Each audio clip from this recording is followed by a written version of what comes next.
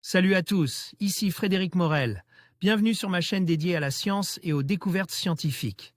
Si vous êtes passionné par l'exploration de notre univers et les avancées scientifiques, pensez à vous abonner.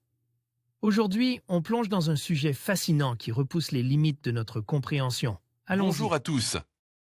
Dans cette vidéo, je vais vous raconter l'incroyable histoire de Zarafa, une girafe qui a fait un périple fascinant jusqu'à Paris. Au début du 19e siècle, je vous emmènerai à travers les événements marquants de son voyage, de son départ d'Afrique jusqu'à son arrivée dans la capitale française, où elle captive le cœur des Parisiens. Préparez-vous à découvrir comment cette girafe est devenue une véritable célébrité et un symbole d'émerveillement à une époque où les animaux exotiques fascinaient le monde entier. Alors, installez-vous confortablement et plongeons ensemble dans cette aventure unique. Le 6e épisode de Chasseurs de sciences est disponible à l'écoute. Pour cette nouvelle excursion dans l'histoire des sciences, suivez le destin hors du commun d'une girafe érigée au rang de star. Au départ, c'était un simple cadeau diplomatique du pacha d'Égypte au roi français Charles X. Un petit girafon sépare de sa mère et choisi par Mehmet Ali, sur les conseils du consul de France en Égypte. L'animal traverse alors la Méditerranée et arrive à Marseille à l'automne 1826. Dès ses premiers pas dans l'Hexagone, ces créatures suscitent la curiosité. La plupart des Français n'avaient jamais vu un animal aussi étrange. Voici les prémices du destin hors du commun de la girafe Zarafa. Zarafa, une girafe à Paris, est le dernier épisode de notre podcast sur les petites et grandes histoires de la science. Écoutez-le dès maintenant sur vos plateformes de podcast favorites. Le passage de la girafe près d'Arnay-le-Duc, tableau de Jacques-Raymond Brascassa, 1827. Musée des Beaux-Arts de Beaune l'été 1827, l'été de la Giraphomania. Après avoir traversé la France à pied, accompagné de son soigneur à titre et de 2 antilopes, Zarafa arrive à Paris. Près d'un an après avoir quitté l'Afrique. Nous sommes à l'été 1827 et l'arrivée de la girafe provoque un véritable engouement. Les Parisiens se pressent au jardin des plantes pour l'observer et elle devient populaire au point que les femmes adoptent une coiffure dite à la girafe. Des tableaux au bibelot, la silhouette longiligne de la girafe est partout. Zarafa n'aura évidemment pas conscience de tout cela puisque, comme son nom l'indique, elle n'était qu'une simple girafe. Chasseur de sciences a besoin de vous pour vivre. Vous aimez ce podcast? Faites-le nous savoir. Si ces explorations temporelles vous plaisent, pensez à nous laisser une note sur les plateformes de diffusion ainsi qu'à partager vos réactions dans les commentaires. Partagez ce podcast autour de vous et n'oubliez pas de vous abonner pour ne manquer aucun épisode. Apple Podcast, Deezer, Spotify, transcription du podcast. Bienvenue dans Chasseurs de sciences. Je suis Julie, votre guide temporel. Aujourd'hui, nous partons sur les routes de la France du 19e siècle. Nous suivrons le périple d'une créature peu habituelle dans nos contrées. Une girafe dont le long cou fut un objet de désir et de tendance, alors que l'Occident se passionnait pour l'exotisme. En 1824, le pacha d'Égypte, Mehmet Ali, rêve de grandes choses pour son pays. Il imagine déjà la construction d'un canal maritime à Suez, 35 ans avant que Ferdinand de Lesseps ne commence les travaux. Malheureusement, il est toujours dépendant du bon vouloir de Constantinople qui lui demande d'envoyer des hommes pour éteindre le feu d'une révolte entre les Grecs et les Turcs. Le pacha cherche alors du soutien en Europe en renforçant ses liens avec la France et son roi Charles X. Bernardino Drovetti, consul général du monarque français alors en Égypte, lui glisse à l'oreille une idée qui va marquer l'histoire. Il sait que Charles X s'intéressait aux animaux exotiques et souhaite enrichir sa ménagerie. Pourquoi ne pas lui offrir une espèce encore inconnue des Français, qui attirera à coup sur des centaines de curieux?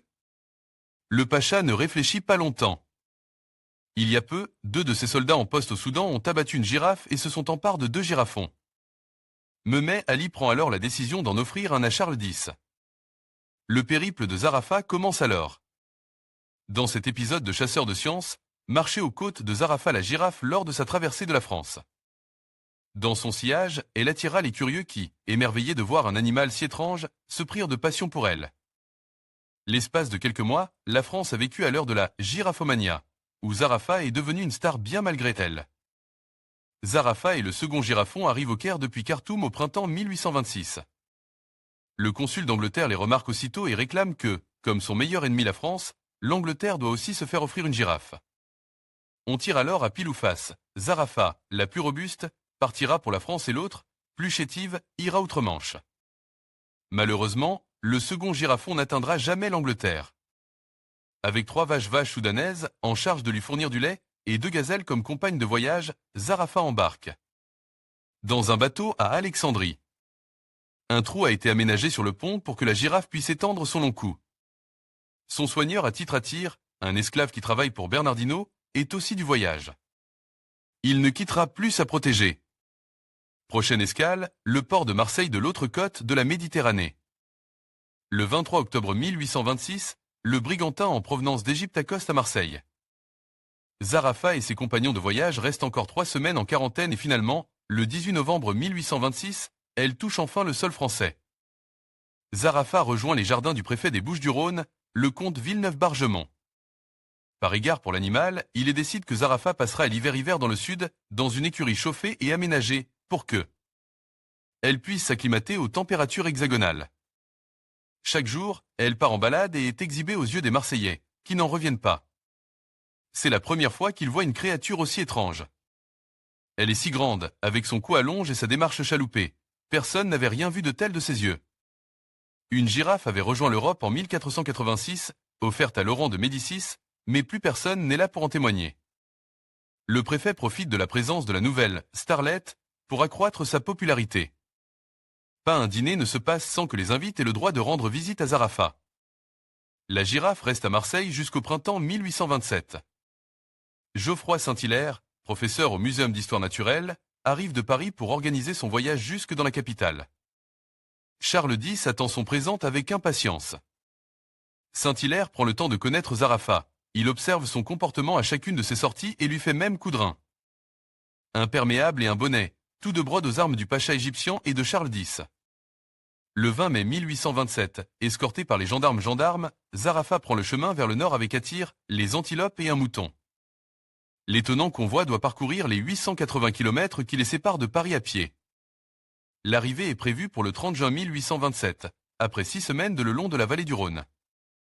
Sur le chemin, les sabots de Zarafa touchent pour la première fois la neige et lorsqu'elle se rapproche de Paris, le naturaliste Georges Cuvier part sur la Seine pour aller à sa rencontre, accompagne de l'écrivain Stendhal. À Saint-Cloud, Charles X trépigne d'impatience. Il attend de voir Zarafa depuis presque 1 an maintenant. Sa nièce ne voit pas l'excitation qui anime le monarque d'un bon œil et n'hésitait pas à le rappeler à l'ordre, c'est à la girafe d'être conduite au roi, et non pas au souverain de se précipiter comme un vulgaire au-devant du cadeau qu'on lui fait. Le 9 juillet 1827, Zarafa arrive à Saint-Cloud. L'animal majestueux, drape dans un manteau-brode des armoiries de la couronne française et couronne de fleurs fraîches, est présent au roi. Fasciné par ce présent exotique, Charles X laisse l'animal happer quelques feuilles dans sa main. Dès lors, Zarafa est érigée au rang de star.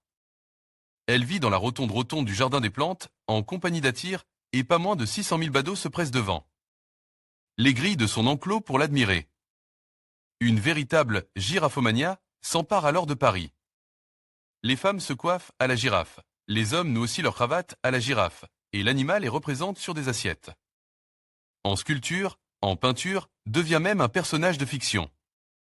Des caricaturistes font un parallèle entre la stature de Charles X et le long cou de Zarafa.